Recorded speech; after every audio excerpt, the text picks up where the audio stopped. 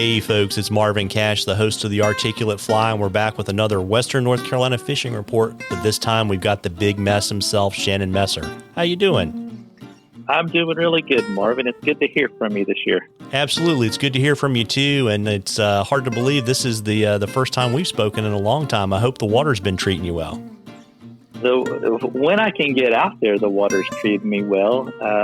I've missed some really nice days not being able to get out on the water, but got a lot of friends and acquaintances that have had a chance to take advantage of this unseasonably warm weather that we've had for the start of 2021. And the fishing has been quite interesting, to say the least. Everything from dries to streamers to nymphs. And it's just, January, and I think February is going to turn out to be a great month for us as well. Yeah, it's interesting too, because we were just talking before we hit the record button, so we're recording this on Monday, the 25th. It's going to be in the 60s tomorrow, and then it's going to drop down into the basement, and then it's going to warm up again for the weekend. And I think it's going to probably still keep the fishing on track. I totally agree with that. And really this time of year too, we're more geared toward that cold weather fishing. And it's a great time to be on the water for two reasons. Number one, I think the most important reason is you pretty much have the pick of the litter where you want to go. And the second reason is the fish will still eat. They have to eat. They're like us. They have to have some kind of food source. They may not eat as often, or maybe you can't detect the strike as easily, but the fish are going to eat. And in my experience, what we typically find is that your fish quality seems to be better, and the colors of these fish are just so beautiful this time of year. Winter is such a cleansing time, and when you get those sunny days and the light coming through where there's no vegetation, the water is so gem clear, and the things that you can see and observe that you necessarily can't see in those summer months where they have a lot of vegetation. It's a great time to challenge yourself, watch the fish before you present a fly or drift a nymph or pull a streamer through a certain area, and watch those fish's reaction. And that really has a lot to do with just the way the light kind of comes through and just comes off the bottom of the stream beds. And, you get to challenge yourself this time of year. Iron sharpens iron, as Dale says, and this is a great time to really test yourself and get out and escape a little bit too. Yeah, it's interesting because, I think to your point, things slow down. And, you have to kind of manage expectations because you're not going to have the same kind of day that you'd have floating the Tuck in July, right?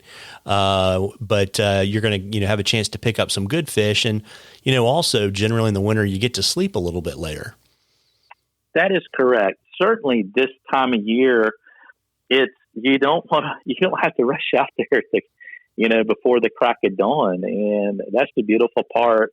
I encourage people, if you fish this time of year, you want to fish the warmest part of the day. So that's going to be your early afternoon, or if you know the stretch of water quite well, and when the sun's going to hit that water and it really starts to penetrate the water and it starts to warm up from the bottom, the bugs can start to get active, which really gets your fish into a feeding pattern. And if you can pattern that, you're going to set yourself up for an opportunity to have more success, as if you're kind of blindly walking into a place that you haven't been before. Yeah, absolutely. And how do you like to break things down this time of year in terms of kind of tips and techniques? Great question. And I honestly feel like this time of year, strike detection is key. So for the angler who likes to throw nymphs with an indicator, I truly think that your indicator will have a lot to do with the type of success you have.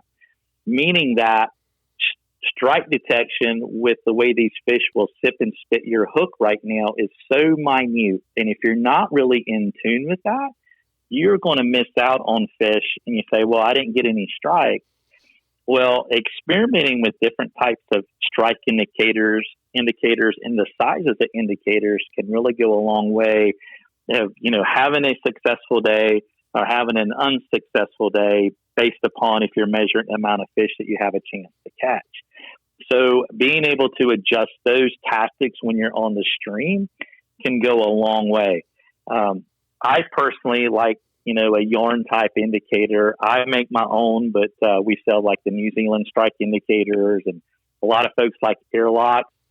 Any of those thingamabobber styles, this could be the time of year to maybe downsize that a little bit. Seeing if you're going to be a little bit more sensitive. So if you can get more sensitivity in those type setups, it can go a long way to helping you.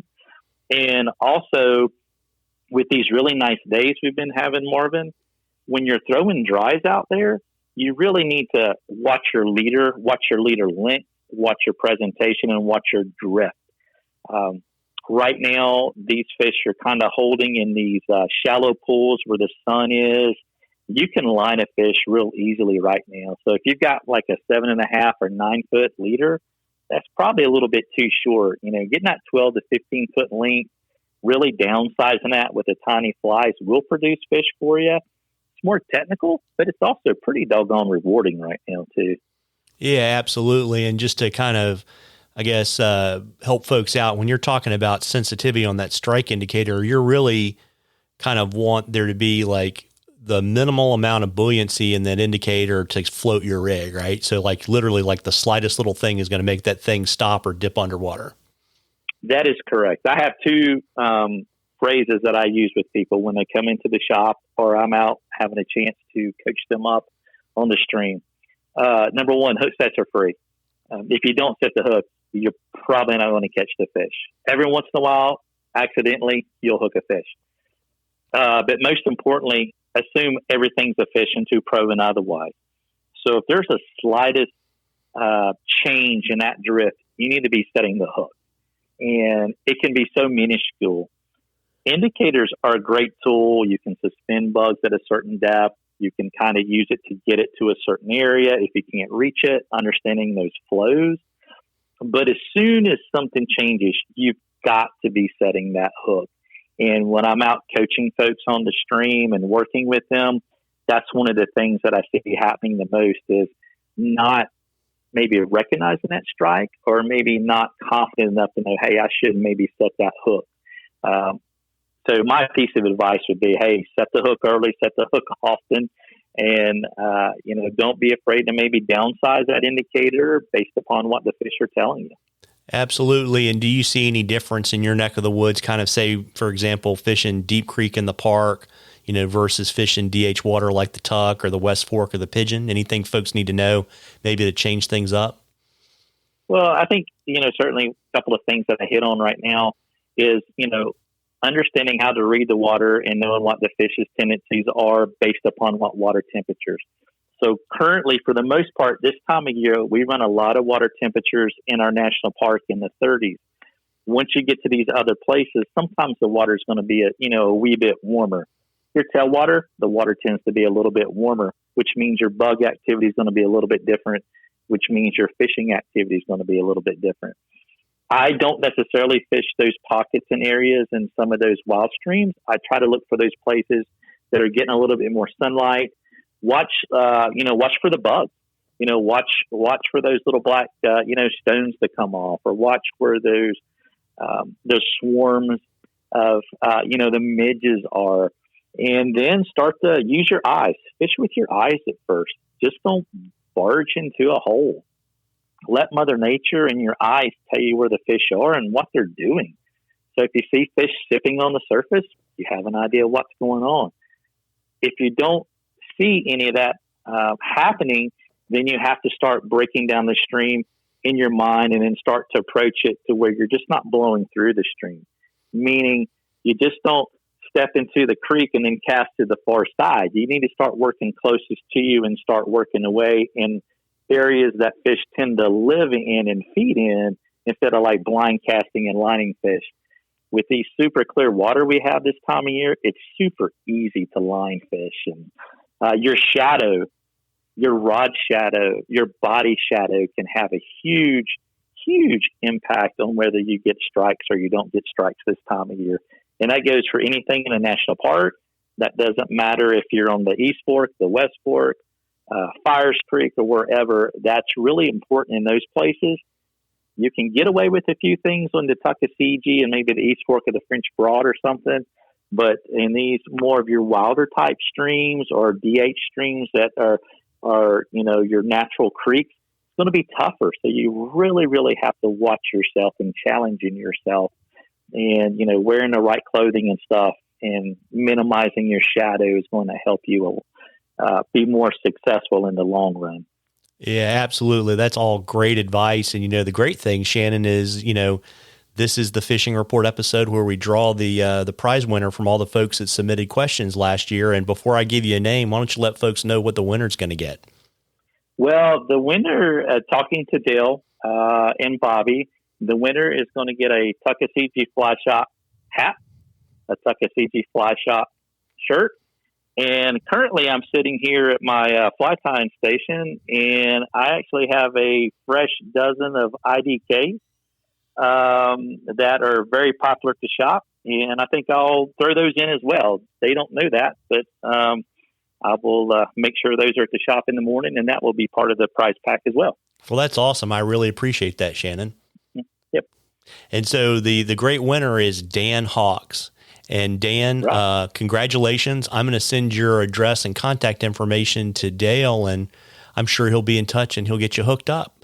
And, That's folks, perfect. It is perfect. Absolutely. And, folks, we love questions at the Articulate Fly. You can send them to us. You can email them to us. You can send them to us on our Facebook, our Instagram page. We're going to keep the tradition going in 2021.